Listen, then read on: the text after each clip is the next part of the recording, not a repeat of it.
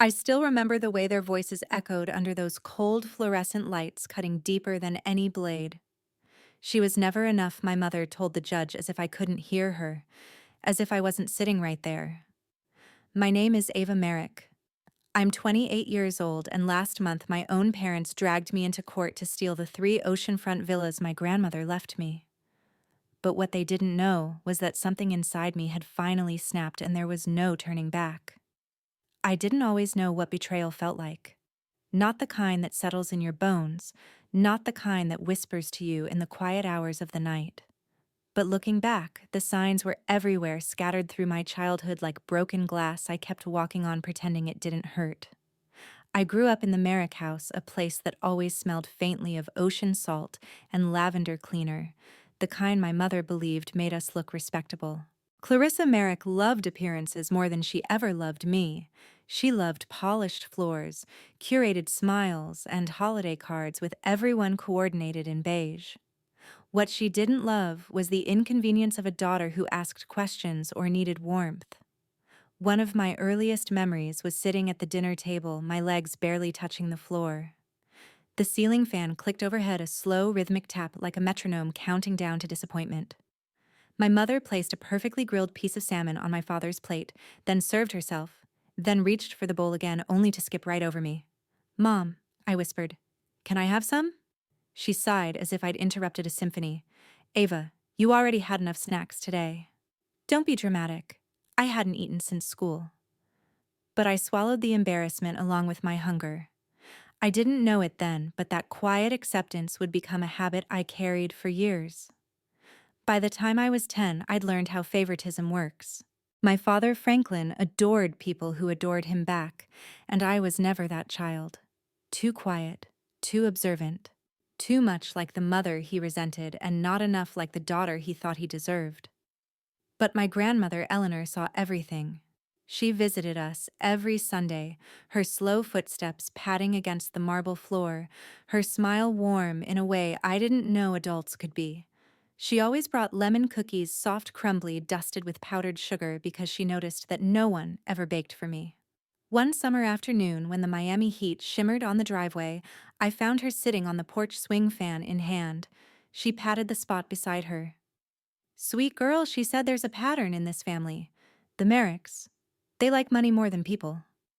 I didn't understand. Not fully.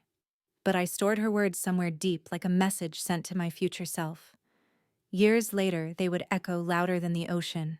The first real crack appeared the night I caught my parents taking money from her pension fund. I had gotten up for water and heard them whispering in the kitchen. I peeked through the doorway and saw my mother sliding documents into her purse, my father typing numbers into his phone. "It's just a small transfer," he muttered. "She'll never notice," my mother said. My chest tightened, my hands shook, but I said nothing. I didn't know it then, but that silence would come back to haunt me.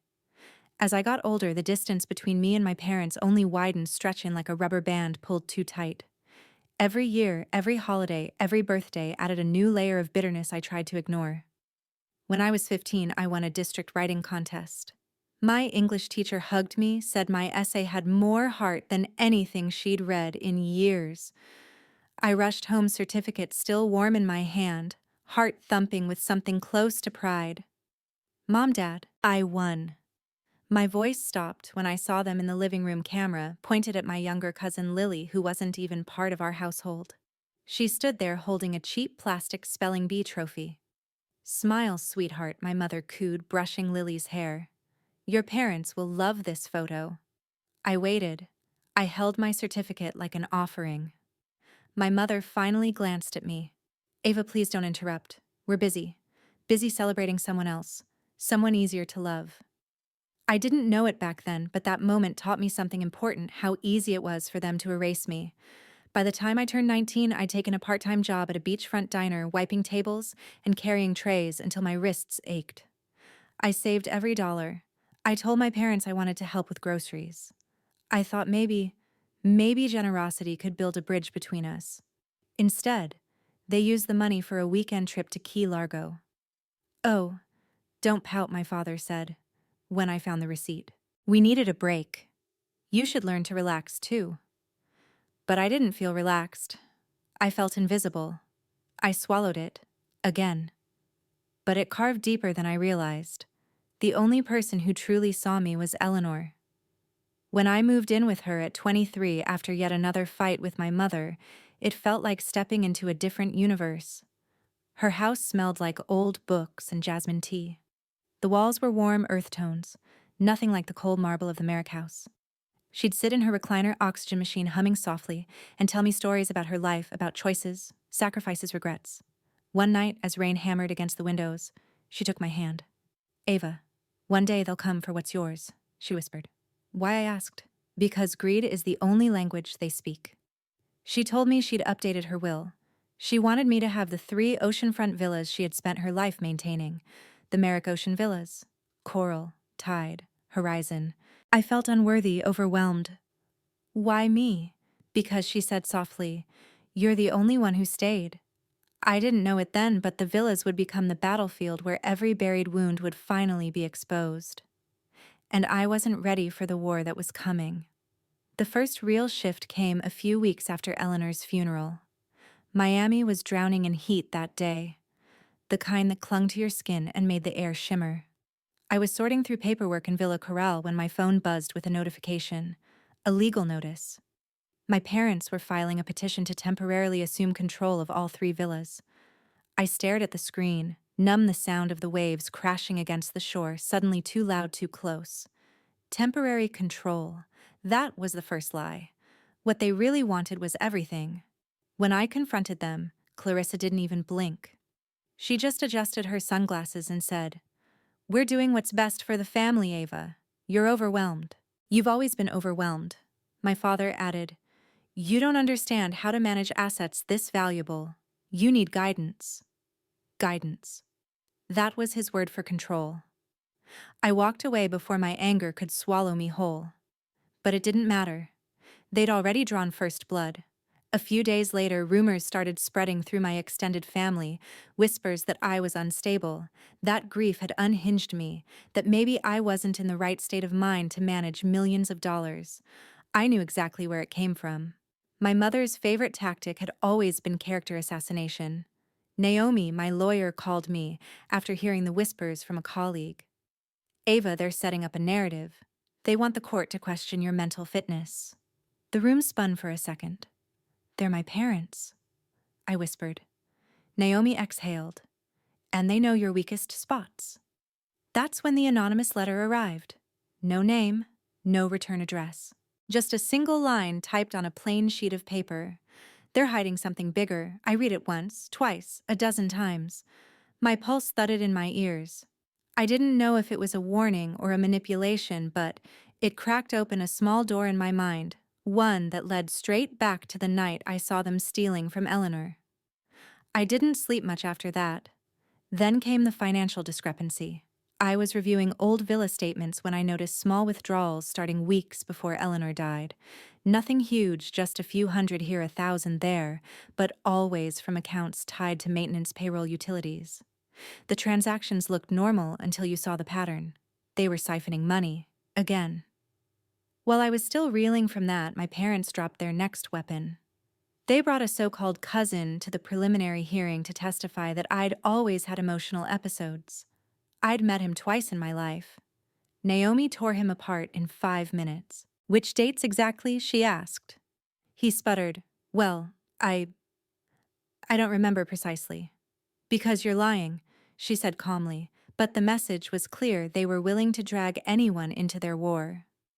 The final blow of this phase came at the Blue Harbor Cafe. The sea breeze was warm, salty, carrying the scent of sunscreen and fried shrimp. Naomi and I were discussing strategy when I turned to see my mother standing behind me, arms crossed, lips curled. "Ava," she said, "you can stop pretending now. Everyone knows you can't handle the villas." I felt something twist inside me. This wasn't concern. It was entitlement wearing a mask. And I knew the escalation was far from over.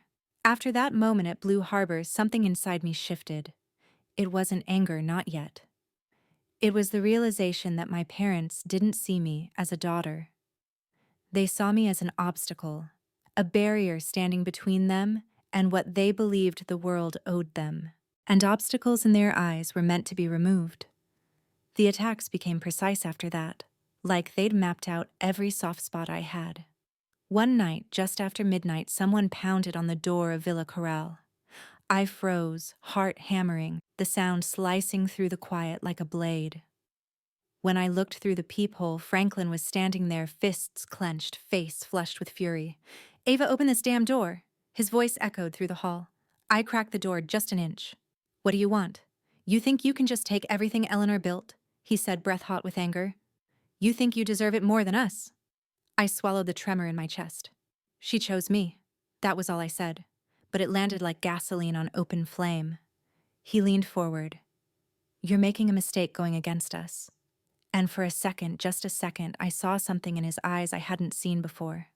Fear. A fear of losing the lifestyle he clung to like oxygen.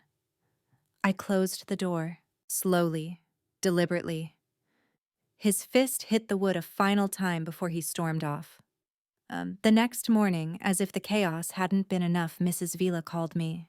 Her voice was shaky, her accent thicker with emotion. "Ava, I found something you should hear," she said. "Something your grandmother recorded. I think she wanted you to have it." My stomach tightened. "What is it?" "A voice message. Old. From the night she argued with your parents." A cold, unfamiliar dread crawled up my spine. "You should come see me," she whispered. When I arrived at her small apartment, the air smelled like boiled coffee and mothballs. She sat on the edge of her floral couch, clutching an old phone. "I didn't play it," she said. "It felt wrong. But your grandmother, she trusted you." She pressed play. Eleanor's voice crackled through the tiny speaker. "I know what you're doing," she said, breath thin but sharp. "You're trying to take control of my accounts again. I've told you no. I've told you this is wrong." My mother's voice came next, tight, icy. "You're confused, Eleanor. We're helping you." "No," Eleanor wheezed. "You're helping yourselves. Then my father. If you don't sign the authorization, we'll—" The recording cut off abruptly. I felt my throat close. Mrs. Vila looked at me, eyes glossy. "I think she stopped it on purpose," she said softly. "She didn't want to record what came next." My hands shook as I held the phone. This wasn't just mismanagement or greed. This was coercion, manipulation, abuse. As I walked back to my car, humidity clinging to my skin, Miami's heat pressing down like a weight, I realized the anonymous warning letter wasn't paranoia. They're hiding something bigger, and that something was no longer a mystery. It was a truth sharp enough to cut through every illusion I had left about my parents. The escalation was over. The war was officially beginning. The second hearing fell on an overcast morning, the kind where Miami looked less like a beach city and more like a storm waiting to happen. I walked into the Miami-Dade courthouse with Naomi beside me, her heels clicking like a countdown. My palms were cold, but my mind was clear in a way it had never been before. Something inside me had hardened. Or maybe it had finally woken up. Judge Celeste Rowan entered her presence, slicing through the murmurs. "Proceed," she said, voice clipped steady. My parents sat across the room, Clarissa in a pearl-white blazer that didn't match her dark circles. Franklin stiff in a suit that looked borrowed. They both avoided my gaze. Guilt, probably not. Fear, definitely. Their attorney stood first, delivering the same polished lines he'd rehearsed at the earlier hearing. "Your Honor, my clients contend that Miss Merrick has exhibited patterns of emotional instability, making her unfit to manage the properties left by the late Eleanor Merrick." Naomi didn't even blink. "We'll address that," she whispered to me, calm as ice. Then Judge Rowan turned to us. "Miss Ridge, you may present your evidence." Naomi rose slowly, almost theatrically, as if she wanted the weight of the moment to settle on every pair of shoulders in the room. "Your Honor," she began, "what we have today is not simply a dispute over property. It is a pattern of exploitation spanning years, and the late Mrs. Eleanor Merrick foresaw this conflict." She placed a thick envelope on the evidence table. "This is the contents of Mrs. Merrick's safe." The courtroom shifted. My mother stiffened. My father's jaw clenched so hard the muscles twitched. Naomi opened the folder. First, financial logs documenting repeated unauthorized withdrawals by Clarissa and Franklin Merrick over a period of 5 years. Gasps rippled across the gallery. She placed down bank statements, rows of transactions that read like a confession. Second, Naomi continued her voice, slicing clean hospital reports, confirming Mrs. Merrick experienced significant stress related to financial pressure placed on her by family members. My father shook his head. That's taken out of context. Sit down, Judge Rowan snapped.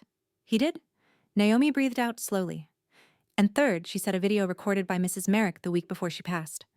My heart thudded as the lights dimmed and the screen flickered on. There she was. Eleanor. Pale, frail, but unmistakably lucid. If you're watching this, she said, voice thin but steel-edged, then Clarissa and Franklin are trying to take from Ava what is rightfully hers. They have used my accounts without consent. They have pressured me. I did not leave them the villas. I left them to my granddaughter. She is the only one who stayed. My mother's hand flew to her mouth. My father's face drained of color. Then Naomi delivered the final blow. We also call Mrs. Vila to testify. The room turned. Mrs. Vila, small but steady, stepped forward like she was carrying truth itself. She spoke quietly, but every word hit like a hammer.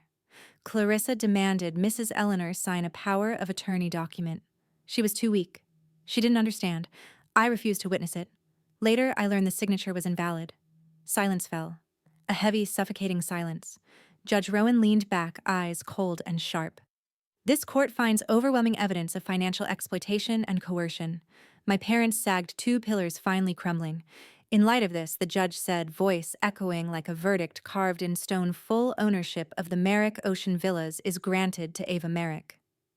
Additionally, I am ordering an inquiry into potential elder financial abuse. Clarissa gasped. Franklin whispered, no, no, please, but I felt nothing for them. No sympathy. No guilt. Just clarity. And as I stood there, my pulse steady, a strange calm settled over me. This wasn't victory. This was awakening. After the hearing, the sky finally broke open. Miami rain fell hard and sudden, drumming against the courthouse steps as if the world itself was exhaling. I stood under the overhang for a moment, letting the cool spray touch my skin. For the first time in months, my chest didn't feel like it was wrapped in barbed wire. The villas were mine now. Legally. Permanently.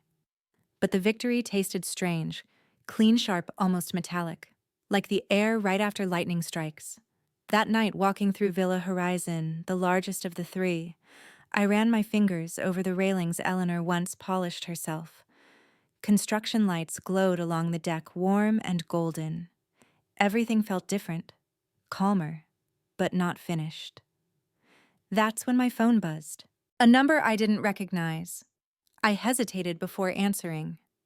Miss Merrick, a gentle voice asked. This is Officer Jamie Nolan from Adult Protective Services. We're following up regarding Clarissa and Franklin Merrick. They've been placed in temporary housing at the Hummingbird Inn. They listed you as their emergency contact. Of course they had. They're stable, she continued, but the situation is fragile. I closed my eyes, letting the weight of it settle. Even stripped of everything, my parents still found ways to pull at me, to test the last threads of whatever tie remained. I'm not involved, I said softly. Not anymore. Officer Nolan paused, her voice lowering. Understood. But before I let you go, there's one more thing. While sorting their things, we found a sealed envelope addressed to you. It looks old. My stomach tightened. Can you send it over? Already did, she said. Check your mailbox. When I stepped outside, the moon hung low over the water, silver on dark waves. And there, resting against my doorframe, was a small cream envelope with my name written in Eleanor's handwriting. A new cord tightened in my chest. Some stories, it seemed, didn't end with a verdict. They ended with the truth you weren't ready to face. If you've ever felt like the outsider in your own family, you already understand the ache that lingers long after the shouting stops. You understand how betrayal doesn't always come with fireworks.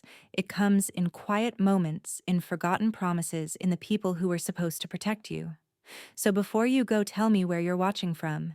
And if my story reached you in any way, hit like, leave a comment, and subscribe. Because this isn't just a story about loss. It's about reclaiming yourself. And trust me, this story isn't over.